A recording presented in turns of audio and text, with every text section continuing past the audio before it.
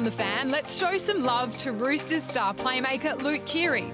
He's been a great contributor to the show over the years, and with the announcement of his retirement at season's end, we wanted to relive his memorable career moments with his rugby league close-up. He's a three-time premiership winner, Clive Churchill medalist. He has done it all in rugby league. Luke Keary, the Roosters playmaker, joins us for his rugby league close-up here on The Fan. Luke, cannot believe it, 29 years of age this year. It's been an incredible ride so far in rugby league. Are you ready for your close-up? Yeah, I don't feel 29, I'll tell you that much. Well, let's make you feel that way. Photo number one, tell us who this kid is, how old you are and who you're playing for. Oh, I think I was 12 here. That's McKillop, which is a Catholic school representative side. And yeah, as you can see, I'm very small. It's very small there too. And the headgear. As a kid, you grew up in Ipswich. Yeah. We're not supposed to talk about that. When did you fall in love with rugby league? Was it back as a kid then or when you moved to Sydney? Yeah, I think my first memory of it was at Ipswich Brothers. My two older brothers played and the Brisbane Broncos came down one day. I would have been 4 or 5 years old and I remember kicking the footy around with Darren Lockyer and Petro Seven-Seaver and Shane Webke and a few of those boys, which probably the first time I thought, this is cool, this is what I want to do. You obviously moved to Sydney as a 10-year-old. You end up playing a bit for the Burleigh Bears at some point, but then ultimately you swiped left. This day comes. Yeah. You've grown up a little bit since the first photo here. Tell us about your debut for the South Sydney Rabbitohs. Yeah, it was cool. I come off the bench. I remember when I went to go on, I think it was around the 25th, 30th minute mark, and I remember walking past the Newcastle bench and Willie Mason said to me, welcome. and then this happened. Yeah, I remember my first tackle, I think it was Cade Snowden off a dropout, straight in the face. He got me straight in the face. So, yeah, this was a cool night. Something you dream of as a kid, and to get the chance to do it. And at a proud club too was something special that I remember forever. It pretty much went from strength to strength pretty quickly at South. You didn't have to wait too long. I mean, South fans had to wait a bloody long time, but you didn't have to wait too long to achieve the ultimate success. Yeah, this is cool. It's funny, you look back and it actually probably happened a bit too easy for me. I didn't, in my life and career, I got to go through the up and downs, but I kind of came into first grade and the next year I was winning a premiership and I thought to myself, how easy is this? Like, this is going to be cool to do every year. But you had your setbacks. 2014, you actually tore your pec at the beginning of the year. Yeah. I tore it in the nines and I trained all pre-season at 5'8", and Madge said I was going to have the first crack there, and then, tore my pec. I actually thought I'm done for the year, I'll come back next year, and I think I came back.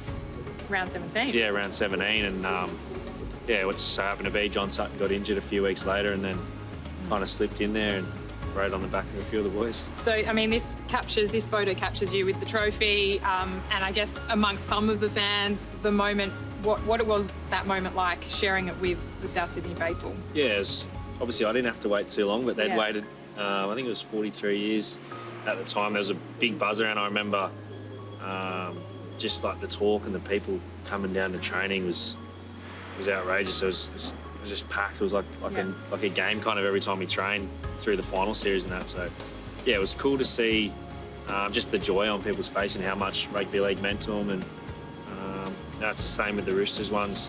Yeah. You just see the joy on the fans and even the board and the directors and the people that have supported the club for so long of how much it actually means to them, which is it's a pretty cool thing in life. Well, there was a bit of drama after this. We won't talk about what really happened, but you took on a gladiator and you end up going to the arch rivals and land in the lap of this guy, Trent Robinson. I guess how big a move was this for you to make, given the success at such a young age you'd had at South Sydney? Yeah, I remember when I kind of sat down with my manager and said, right, it's time to leave. It was a good time I think it worked for both parties, you know. It was a good thing for South to move on, and I think it was a good thing for myself.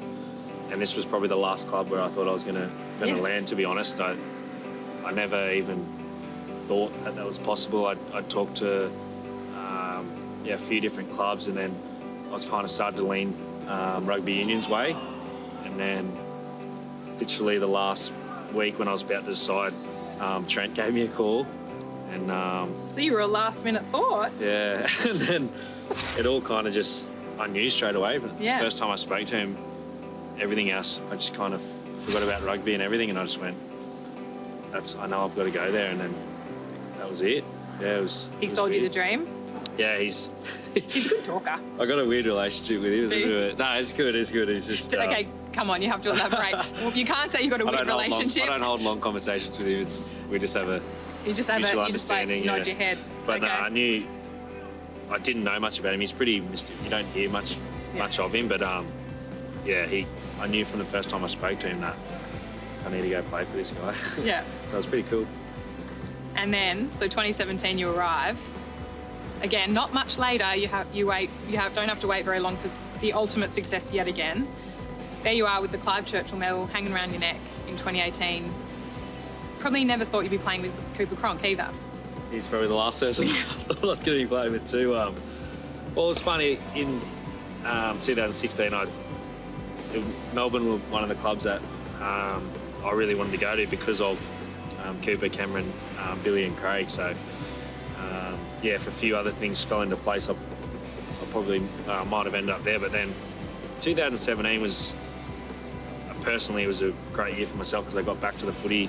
Yep. I knew how to play. I found a bit of peace off the field and happiness, and then kind of the whole world got shook at the Roosters at the end of 17, and Coops got brought in. But it's probably the best thing that happened to me as a footy player. I gained a lifelong friend and a mentor that I know he's made me a better football player and a better person. So yeah, 2018, 2019 they'll go down as two of my favourite years of my life, I think.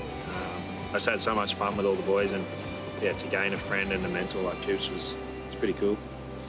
Well, you've already mentioned it. The next photo, not many players can say they've done it. So this probably captures what it meant to be able to say we're back-to-back premiers.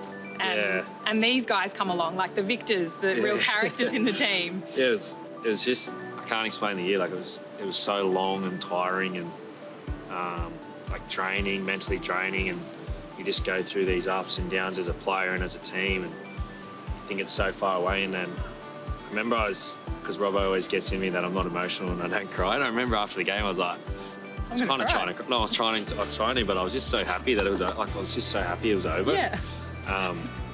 Like we went through so many injuries and different things in the finals that it was just like, and even during the game it was like a roller coaster. I probably didn't. We were just not on top. You had to work game, so hard for that win. Yeah. And then for it to happen was just, it was a weird feeling. I can't describe to anyone. Like I was just so happy, but I was so tired and like relieved that it was over. Look, Keary, thanks for joining us on The Fan for your rugby league close-up, and all the best navigating the weird, wonderful Trent Robinson with your special relationship. Thanks for sharing with us. Thanks, Lara. Appreciate it. Thanks, that was cool.